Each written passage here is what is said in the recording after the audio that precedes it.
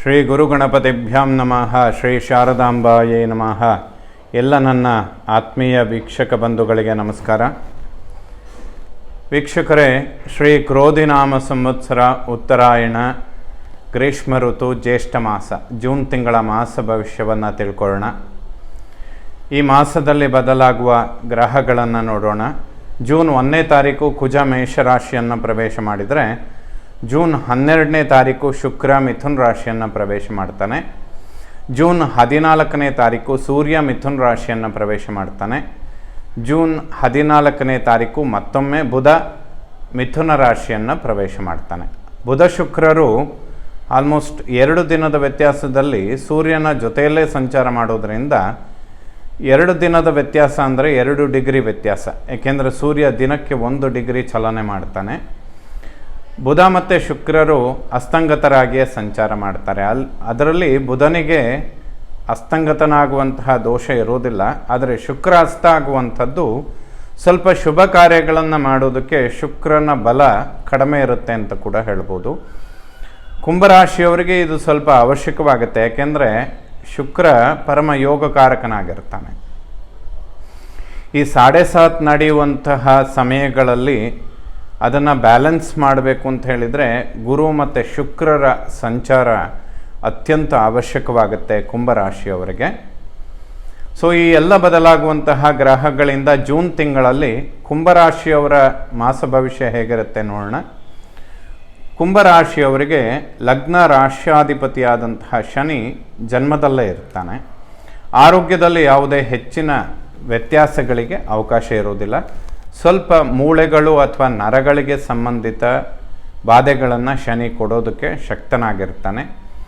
ಅದರಲ್ಲೂ ಕೂಡ ಜನ್ಮರಾಶಿಯಲ್ಲಿ ಸಂಚಾರ ಮಾಡುವಾಗ ಮಾತೃವಿನ ಆರೋಗ್ಯದ ಬಗ್ಗೆ, ಕಾಲಿನ ಮೂಳೆಗಳು ಅಥವಾ ನರಗಳಿಗೆ ಸಂಬಂಧಿತ ವಿಚಾರಗಳಲ್ಲಿ ಕೆಲವೊಂದಷ್ಟು ಈಶ್ವರನ ಆರಾಧನೆ ಅಥವಾ ಆಂಜನೇಯನ ಸ್ತೋತ್ರಗಳನ್ನು ಪಠನೆ ಮಾಡುವಂಥದ್ದು, ಇಂತಹ ಸಣ್ಣ ಪುಟ್ಟ ಪರಿಹಾರಗಳು ಈ ಗೋಚಾರದಲ್ಲಿ ಉಂಟಾಗುವಂತಹ ಪರಿವರ್ತನೆಗಳಿಗೆ ಸಾಕಾಗುತ್ತೆ. ಶುಭ ಫಲಗಳನ್ನು ಕೂಡ ಕಾಣೋದಕ್ಕೆ ಸಾಧ್ಯವಾಗುತ್ತೆ. ಬಹಳ ಸಮಸ್ಯೆ ಅನ್ನುವಂಥದ್ದೇನೂ ಇರೋದಿಲ್ಲ. 2ನೇ ಮನೆ ಕುಟುಂಬ ವಾಕ್ಯ ಧನ ದಾಂಪತ್ಯ ಬಂದು, ದ್ವಿತೀಯದಲ್ಲಿ ರಾಹು ಸ್ವಲ್ಪ ವಾಕ್ಯಗಳನ್ನು ನಿಷ್ಠುರ ಮಾಡ್ತಾನೆ. ಅಥವಾ ಕುಟುಂಬದಲ್ಲಿ ಸಣ್ಣ ಪುಟ್ಟ ವಿಚಾರಗಳು ಸ್ವಲ್ಪ ಕಲಹಗಳನ್ನು ಉಂಟು ಮಾಡುತ್ತೆ. ಅದು ಮಾತಿನಿಂದ ಆಗುವಂಥ ವಿಚಾರಗಳಿಗೆ ಸಂಬಂಧಪಟ್ಟಿರುತ್ತೆ. ರಾಹು ಸ್ವಲ್ಪ ಧನವ್ಯಯ ಆಗೋದಕ್ಕೂ ಕೂಡ ಹೆಚ್ಚಿನದಾಗಿ ಅವಕಾಶಗಳನ್ನು ಕೊಡ್ತಾನೆ. ದ್ವಿತೀಯದಲ್ಲಿರುವಂತಹ ರಾಹುವಿನಿಂದ ಅನಿರೀಕ್ಷಿತ ಖರ್ಚುಗಳು ಅಥವಾ ನೀವು ಎಕ್ಸ್ಪೆಕ್ಟ್ ಮಾಡಿದ್ದಕ್ಕಿಂತ ಸ್ವಲ್ಪ ಜಾಸ್ತಿ ಧನವ್ಯಯ ಆಗುವಂತಹ ಸಂದರ್ಭಗಳು ರಾಹು ದ್ವಿತೀಯದಲ್ಲಿ ಸಂಚಾರ ಮಾಡುವ ಸಮಯದಲ್ಲಿ ಇರುತ್ತೆ. ಆಲ್ಮೋಸ್ಟ್ ರಾಹು 1.5 ವರ್ಷಗಳ ಕಾಲ ಆ ಮನೆಯಲ್ಲೇ ಸ್ಥಿತನಾಗಿರೋದ್ರಿಂದ ಅವನಿಗೆ ಪರಿಹಾರಾರ್ಥವಾಗಿ ಸುಬ್ರಹ್ಮಣ್ಯನ ಸ್ತೋತ್ರಗಳನ್ನು ಪಠನೆ ಮಾಡಿ ಅರಿಶಿಣದ ಹಾಲಿನಿಂದ ಸುಬ್ರಹ್ಮಣ್ಯನಿಗೆ ಅಭಿಷೇಕ ಮಾಡುವಂಥದ್ದು ಶುಭವಾಗುತ್ತೆ. ಅದೇ ರೀತಿಯಾಗಿ ದುರ್ಗಾ ಪರಮೇಶ್ವರಿಯ ಸ್ತೋತ್ರಗಳನ್ನು ಪಠನೆ ಮಾಡುವಂಥದ್ದು ವಾಕ್ಯಗಳಿಂದ ಯಶಸ್ಸು ಅಥವಾ ಧನಹಾನಿ ಆಗೋದನ್ನು ತಡೆಯೋದಕ್ಕೆ ಕುಂಭರಾಶಿಯವರಿಗೆ ಖಂಡಿತ ಈ ಒಂದು ಪರಿಹಾರ ಅವಶ್ಯಕವಾಗುತ್ತೆ. 3ನೇ ಮನೆಯನ್ನು ಒಡಹುಟ್ಟು ಸೋದರ ಪರಾಕ್ರಮ ಸ್ಥಾನ, 3ರಲ್ಲಿ ಸ್ವಕ್ಷೇತ್ರ ಕುಜ. ವಿಶೇಷವಾಗಿ ಒಡಹುಟ್ಟುಗಳ ನಡುವೆ ಮೈತ್ರಿ ವಾತ್ಸಲ್ಯ ಚೆನ್ನಾಗಿರುತ್ತೆ. ಸೋದರ ಸೋದರಿಯರ ನಡುವೆ ಮೈತ್ರಿ ವಾತ್ಸಲ್ಯ ಶುಭವಾಗುತ್ತೆ. ಒಬ್ಬರಿಂದ ಒಬ್ಬರಿಗೆ ಸಹಾಯ ಹಾಗೆ ಅನುಕೂಲಗಳಾಗೋದಕ್ಕೂ ಕೂಡ ಖಂಡಿತ ಅವಕಾಶಗಳಿರುತ್ತೆ. ಯಾವುದಾದ್ರೂ ಹಣದ ಸಹಾಯಗಳನ್ನು ನಿರೀಕ್ಷೆ ಮಾಡ್ತಾ ಇದ್ದರೆ ಬ್ಯಾಂಕ್ ಲೋನ್ ಇದೆಲ್ಲ ನೀವು ಎಕ್ಸ್ಪೆಕ್ಟ್ ಮಾಡಿದ ಸಮಯದಲ್ಲೇ ಸರಿಯಾಗಿ ಸಿಗುತ್ತೆ. ಯಾವುದೇ ಸಮಸ್ಯೆಗಳಿರೋದಿಲ್ಲ. ಶುಕ್ರ ಈ ತಿಂಗಳ ಮಧ್ಯಭಾಗದ ತನಕ ಸ್ವಕ್ಷೇತ್ರದಲ್ಲಿ ಸಂಚಾರ ಮಾಡ್ತಾ ಇರ್ತಾನೆ. ಖಂಡಿತ ಅಭಿವೃದ್ಧಿಗಳನ್ನು ಕಾಣೋದಕ್ಕೆ ಸಾಧ್ಯ. ಕೃಷಿಗೆ ಸಂಬಂಧಪಟ್ಟಂತಹ ವಿಚಾರಗಳಲ್ಲಿ ಕೃಷಿ ಭೂಮಿಯಿಂದ ಲಾಭ ಅಭಿವೃದ್ಧಿಗಳನ್ನು ಕಾಣೋದಕ್ಕೆ ಸಾಧ್ಯವಾಗುತ್ತೆ ವೀಕ್ಷಕರೇ. 4ನೇ ಮನೆ ವಿದ್ಯೆ, ಮಾತೃ, ವಾಹನ, ಸುಖ, ಪ್ರಾಪರ್ಟಿ ಅಂತ ಹೇಳ್ತೇವೆ. 4ನೇ ಮನೆಯಲ್ಲಿ ಗುರುಬ್ರಹ್ಮನ ಸಂಚಾರ. ಚಂದ್ರನಿಂದ ಕೇಂದ್ರದಲ್ಲಿ ಗುರು ಬಂದಾಗ ಗಜಕೇಸರಿ ಯೋಗ ಅಂತ ಹೇಳ್ತೇವೆ. ಕುಂಭರಾಶಿಯವರಿಗೆ ಗುರು ಚತುರ್ಥ ಭಾವದಲ್ಲಿರುವಂಥದ್ದು ಹೊಸ ವಾಹನ ಖರೀದಿ ಮಾಡುವಂತಹ ವಿಚಾರಗಳಿಗೆ ಅಥವಾ ಭೂಮಿಗೆ ಸಂಬಂಧಪಟ್ಟಂಥ ವಿಚಾರಗಳಲ್ಲಿ ಅಭಿವೃದ್ಧಿಗಳನ್ನು ಕಂಡುಕೊಳ್ಳೋದಕ್ಕೆ ಸಾಧ್ಯವಾಗುತ್ತೆ. ವಿದ್ಯಾರ್ಜನೆ ಮಾಡುವಂತಹ ಮಕ್ಕಳಿಗೆ ಶುಭವಾಗುತ್ತೆ. ಮಾತೃವಿನ ಆರೋಗ್ಯದಲ್ಲೂ ಕೂಡ ಅಭಿವೃದ್ಧಿಗಳನ್ನು ಕಾಣೋದಕ್ಕೆ ಸಾಧ್ಯ. ವಿಶೇಷವಾಗಿ ವೃಥಾ ಪ್ರಯಾಣಗಳು ಸ್ವಲ್ಪ ಹೆಚ್ಚಾಗುವಂತಹ ಸಂದರ್ಭಗಳಿರುತ್ತೆ. ಇನ್ವೆಸ್ಟ್ಮೆಂಟ್ಗಳಿಗಾಗಿ ಸ್ವಲ್ಪ ಧನವ್ಯಯ ಆದರೂ ಕೂಡ ಗುರು ಅದನ್ನು ಪೂರೈಸುವ ಪ್ರಯತ್ನಗಳನ್ನು ಖಂಡಿತ ಮಾಡ್ತಾನೆ. ಪ್ರಾಪರ್ಟಿಯಿಂದ ಲಾಭ, ವಾಹನದಿಂದ ಅಭಿವೃದ್ಧಿ, ಇದನ್ನೆಲ್ಲ ಕಾಣೋದಕ್ಕೆ ಸಾಧ್ಯವಾಗುತ್ತೆ. ವಿದ್ಯಾರ್ಜನೆ ಮಾಡುವಂತಹ ಮಕ್ಕಳಿಗೆ ಖಂಡಿತ ಶುಭವಾಗುತ್ತೆ. ಯಾಕೆಂದರೆ 4 ಗ್ರಹಗಳು ಈ ತಿಂಗಳ ಮಧ್ಯಭಾಗದ ತನಕ ಸುಖಸ್ಥಾನದಲ್ಲೇ ಸಂಚಾರ ಮಾಡ್ತಾ ಇರ್ತಾರೆ. ಸುಖಾಪೇಕ್ಷೆಗಳಿಗೆ ಸಂಬಂಧಪಟ್ಟಂತಹ ವಿಚಾರಗಳಲ್ಲಿ ಬಹಳಷ್ಟು ಯಶಸ್ಸನ್ನು ಕಾಣೋದಕ್ಕೆ ಸಾಧ್ಯವಾಗುತ್ತೆ. ಇನ್ನು 5ನೇ ಮನೆ ಜ್ಞಾನ ಸಂತಾನ ಪೂರ್ವಪರ ಪುಣ್ಯ ಅಂತ ಹೇಳ್ತೇವೆ. ಪಂಚಮ ಭಾವದಲ್ಲಿ ರವಿ ಬುಧ ಶುಕ್ರರ ಸಂಚಾರ ಅನ್ನುವಂಥದ್ದು ಈ ತಿಂಗಳ ಮಧ್ಯಭಾಗದ ನಂತರ ಆಗುತ್ತೆ. ಸಂತಾನದ ಅಂಚಿನಲ್ಲಿರುವವರಿಗೆ ಖಂಡಿತ ಶುಭ ಫಲ. ಹಾಗೆ ವಿದ್ಯಾರ್ಜನೆ ಮಾಡುವಂತಹ ಮಕ್ಕಳಿಗೂ ಕೂಡ ಯಶಸ್ಸನ್ನು ಕಾಣೋದಕ್ಕೆ ಸಾಧ್ಯವಾಗುತ್ತೆ. ಸಪ್ತಮಾಧಿಪತಿಯಾದ ಸೂರ್ಯ, ಪಂಚಮಾಧಿಪತಿಯಾದ ಬುಧ ಅವರಿಬ್ಬರು ಸ್ವಕ್ಷೇತ್ರದಲ್ಲಿ, ಅಂದರೆ ಬುಧ ತನ್ನ ಸ್ವಕ್ಷೇತ್ರದಲ್ಲಿ ಬುಧಾದಿತ್ಯ ಯೋಗದಲ್ಲಿರ್ತಾನೆ. ನಿಪುಣ ಯೋಗ ಅಂತ ಕೂಡ ಹೇಳ್ತೇವೆ.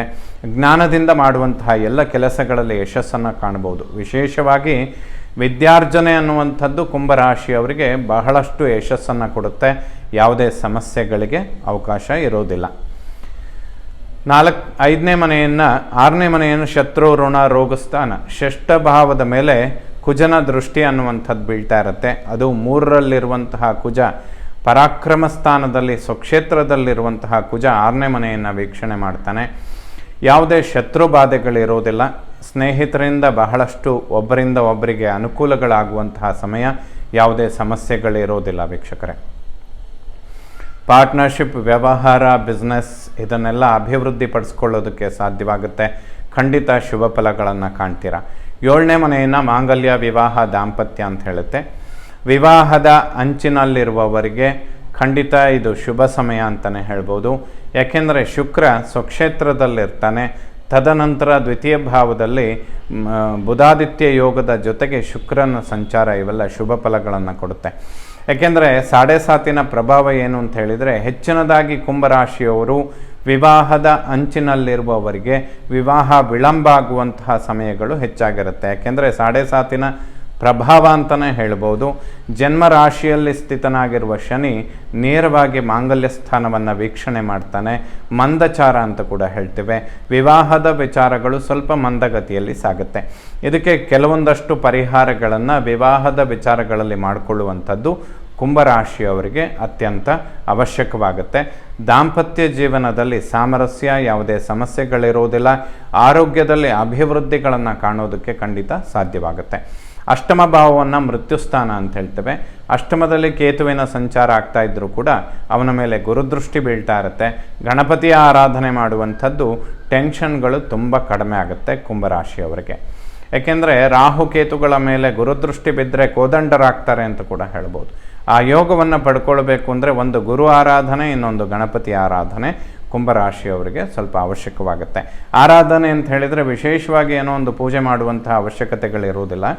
ನಿಮಗೆ ಬರುವಂತಹ ದೇವತೆಗಳ ಸ್ತೋತ್ರಗಳನ್ನು ಹೆಚ್ಚಾಗಿ ಪಠನೆ ಮಾಡಿ. ಅಂದರೆ 3 ಬಾರಿ ಹೇಳ್ತಾ ಇದ್ದರೆ 8 ಬಾರಿ ಹೇಳುವಂಥದ್ದು, 28 ಬಾರಿ ಪಠನೆ ಮಾಡುವಂಥದ್ದು, ಇವೆಲ್ಲ ಖಂಡಿತ ಶುಭವಾಗುತ್ತೆ. ಈ ರೀತಿಯಲ್ಲಿ ಸಣ್ಣ ಪುಟ್ಟ ಪರಿಹಾರಗಳು ಕುಂಭರಾಶಿಯವರಿಗೆ ಗೋಚಾರದಲ್ಲಿ ಬಹಳಷ್ಟು ಯಶಸ್ಸನ್ನು ತಂದುಕೊಡುತ್ತೆ. 9ನೇ ಮನೆಯನ್ನು ಭಾಗ್ಯಸ್ಥಾನ, ಪಿತೃಸ್ಥಾನ ಅಂತ ಹೇಳ್ತೇವೆ. ಭಾಗ್ಯಾಧಿಪತಿ ಶುಕ್ರ ಚತುರ್ಥದಲ್ಲಿದ್ದು ಪಂಚಮ ಭಾವದಲ್ಲಿ ಸಂಚಾರ ಮಾಡ್ತಾನೆ. ಈ ತಿಂಗಳ ಮಧ್ಯಭಾಗದವರೆಗೂ ಸ್ವಕ್ಷೇತ್ರದಲ್ಲಿರ್ತಾನೆ. ತದನಂತರ ಮಿತ್ರ ಕ್ಷೇತ್ರವನ್ನು ಪ್ರವೇಶ ಮಾಡ್ತಾನೆ. ತಂದೆಯಿಂದ ಬಹಳಷ್ಟು ಪಿತೃವಿನ ಒಂದು ಅನುಗ್ರಹ, ಆಶೀರ್ವಾದ ಪಡ್ಕೊಳ್ಬೋದು. ಭಾಗ್ಯೋದಯಗಳಾಗುತ್ತೆ. ಪಿತೃವಿನ ಒಂದು ಅನುಗ್ರಹ, ಆಶೀರ್ವಾದ ಖಂಡಿತವಾಗಲೂ ಸಿಗುತ್ತೆ. ಕುಂಭರಾಶಿಯವರಿಗೆ ಶುಕ್ರನ ಸಂಚಾರ ಪ್ರಾಪರ್ಟಿ ವಿಚಾರಗಳಲ್ಲಿ ಯಶಸ್ಸು ಮತ್ತು ಅಭಿವೃದ್ಧಿಗಳನ್ನು ಖಂಡಿತ ತಂದುಕೊಡುತ್ತೆ. ದಶಮವನ್ನು ಕರ್ಮ ಉದ್ಯೋಗ ಸ್ಥಾನ ಅಂತ ಹೇಳ್ತೇವೆ. 4 ಗ್ರಹಗಳು ವೃಷಭ ರಾಶಿಯಲ್ಲಿ ಸಂಚಾರ ಮಾಡುವಂಥವರು ರವಿ, ಬುಧ, ಶುಕ್ರ ಮತ್ತು ಗುರು. ಕರ್ಮ ಉದ್ಯೋಗ ಸ್ಥಾನವನ್ನು ವೀಕ್ಷಣೆ ಮಾಡ್ತಾ ಇರ್ತಾರೆ ಈ ತಿಂಗಳ ಮಧ್ಯಭಾಗದ ತನಕ. ತದನಂತರದಲ್ಲಿ ಪಂಚಮದಿಂದ ಲಾಭಸ್ಥಾನವನ್ನು ನೋಡ್ತಾರೆ. ಈ ತಿಂಗಳಲ್ಲಿ ಆಗುವ ಎರಡೂ ಪರಿವರ್ತನೆಗಳು ಕೂಡ ಕುಂಭರಾಶಿಯವರಿಗೆ ಉದ್ಯೋಗ ಕ್ಷೇತ್ರದಲ್ಲಿ ಅತಿಶಯವಾದ ಲಾಭ ಯಶಸ್ಸನ್ನು ತಂದುಕೊಡೋದಕ್ಕೆ ಕಾರಣವಾಗುತ್ತೆ. ಏಕೆಂದರೆ ಕರ್ಮಾಧಿಪತಿಯಾದಂತಹ ಕುಜನು ಕೂಡ ಪರಾಕ್ರಮದಲ್ಲಿ ಸ್ವಕ್ಷೇತ್ರದಲ್ಲಿರ್ತಾನೆ. ಕರ್ಮಸ್ಥಾನದ ಮೇಲೆ 4 ಗ್ರಹಗಳ ದೃಷ್ಟಿ ಬೀಳುತ್ತೆ. ಕರ್ಮ ಉದ್ಯೋಗದಲ್ಲಿ ಕುಂಭರಾಶಿಯವರು ಅಭಿವೃದ್ಧಿ ಯಶಸ್ಸನ್ನು ಕಾಣೋದಕ್ಕೆ ಸಾಧ್ಯ. ಉದ್ಯೋಗದ ಪರಿವರ್ತನೆಗಳು ಇಂತಹ ವಿಚಾರಗಳಿದ್ದರೆ ಕುಂಭರಾಶಿಯವರು 1 ವರ್ಷಗಳ ಕಾಲ ಸ್ವಲ್ಪ ಪೋಸ್ಟ್ಪೋನ್ ಮಾಡಿಕೊಳ್ಳೋದು ಉತ್ತಮ. ಏಕೆಂದರೆ 7.5 ಪದೇ ಪದೇ ಪರಿವರ್ತನೆಗಳನ್ನು, ಸ್ಥಾನಪಲ್ಲಟಗಳನ್ನು ಮಾಡಿಕೊಳ್ಳೋದು ಅಷ್ಟು ಶುಭ ಆಗೋದಿಲ್ಲ ವೀಕ್ಷಕರೇ. ಜನ್ಮರಾಶಿಯಲ್ಲಿರುವಂತಹ ಶನಿ ಕರ್ಮ ಉದ್ಯೋಗ ಸ್ಥಾನವನ್ನು ಕೂಡ ವೀಕ್ಷಣೆ ಮಾಡ್ತಾನೆ. ಹಾಗಾಗಿ 7.5 ಪ್ರಭಾವಗಳು ಉದ್ಯೋಗ ಕ್ಷೇತ್ರದ ಮೇಲೆ ಬಹಳಷ್ಟು ಇರುತ್ತೆ. ಈ ಸಮಯಗಳಲ್ಲಿ ಸ್ಥಾನಪಲ್ಲಟ, ಅದು ಕೂಡ ಗುರುಬಲ ಇಲ್ಲದ ಸಮಯದಲ್ಲಿ ಮಾಡುವಂಥದ್ದು ಅಷ್ಟು ಶುಭ ಆಗೋದಿಲ್ಲ. ಏಕಾದಶವನ್ನು ಲಾಭಸ್ಥಾನ, ಲಾಭಾಧಿಪತಿ ಗುರು ಸುಖಸ್ಥಾನದಲ್ಲಿರೋದ್ರಿಂದ ಅತಿಶಯವಾದ ಒಂದು ಶಾಶ್ವತವಾದ ಪ್ರಾಪರ್ಟಿ ಅನ್ನುವಂತಹ ವ್ಯವಸ್ಥೆಗಳಿಗೆ ನಿಮ್ಮ ಲಾಭವನ್ನು ವ್ಯಯ ಮಾಡಬೇಕಾಗುತ್ತೆ ಅಂತ ಹೇಳ್ಬೋದು. ಲಾಭಾಧಿಪತಿ ಸುಖಸ್ಥಾನದಲ್ಲಿರೋದ್ರಿಂದ ಅವನು ಪ್ರಾಪರ್ಟಿಗೆ ನೇರವಾಗಿ ಸಂಬಂಧಪಡ್ತಾನೆ. ಶಾಶ್ವತವಾದ ವ್ಯವಸ್ಥೆಗಳಿಗಾಗಿ ತಮ್ಮ ಲಾಭವನ್ನು ವ್ಯಯ ಮಾಡುವಂತಹ ಸಂದರ್ಭಗಳು ಈ ಸಮಯದಲ್ಲಿ ಹೆಚ್ಚಾಗಿರುತ್ತೆ. ಬಟ್ ಇದೆಲ್ಲ ಒಂದು ಪರ್ಮನೆಂಟ್ ಸೊಲ್ಯೂಷನ್ಗಳನ್ನು ಕೊಡುತ್ತೆ. 7.5 ನೀವು ಧೈರ್ಯವಾಗಿ ಮಾಡುವಂತಹ ಇನ್ವೆಸ್ಟ್ಮೆಂಟ್ಗಳು ಮುಂಬರುವಂತಹ ದಿನಗಳಲ್ಲಿ ಯಶಸ್ಸು ಮತ್ತು ಅಭಿವೃದ್ಧಿಗಳನ್ನು ಕಾಣೋದಕ್ಕೆ ಖಂಡಿತ ಸಾಧ್ಯವಾಗುತ್ತೆ.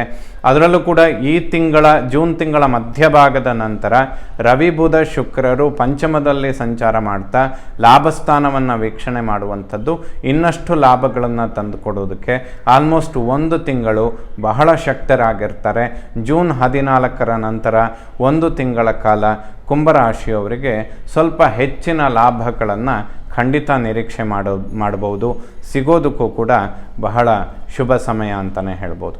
ವ್ಯಯಭಾವವನ್ನು ಮೋಕ್ಷಸ್ಥಾನ, ಶನಿ ವ್ಯಯಾಧಿಪತಿಯಾಗಿ ಜನ್ಮಲಗ್ನ ರಾಶಿಯಲ್ಲಿರೋದ್ರಿಂದ ಎಷ್ಟೇ ಸಂಪಾದನೆಯಾಗುವಂಥದ್ದಿದ್ರೂ ಕೂಡ ವ್ಯಯ ಮಾಡೋದಕ್ಕೆ ಶನಿನೇ ಕಾರಣನಾಗ್ತಾನೆ.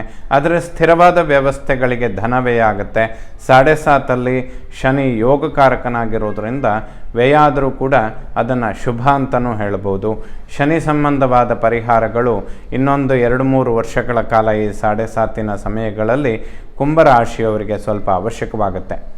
ನೋಡಿ, 7.5 ಸಮಯ ಜೊತೆಗೆ ಗುರುಬಲ ಇಲ್ಲದಂತಹ ಕಾಲಗಳಲ್ಲಿ ಈ ಮಾಸಗಳು ಕುಂಭರಾಶಿಯವರಿಗೆ ಖಂಡಿತವಾಗ್ಲೂ ಯಶಸ್ಸನ್ನು ಕೊಡುತ್ತೆ. 4 ಗ್ರಹಗಳು ಸುಖಸ್ಥಾನದಲ್ಲಿರ್ತಾರೆ ಈ ತಿಂಗಳ ಮಧ್ಯಭಾಗದ ತನಕ.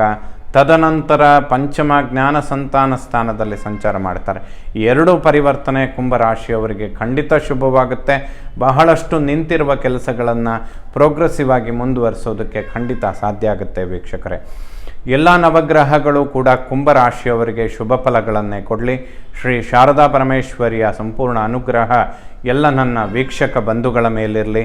ಶುಭವಾಗಲಿ ವೀಕ್ಷಕರೇ.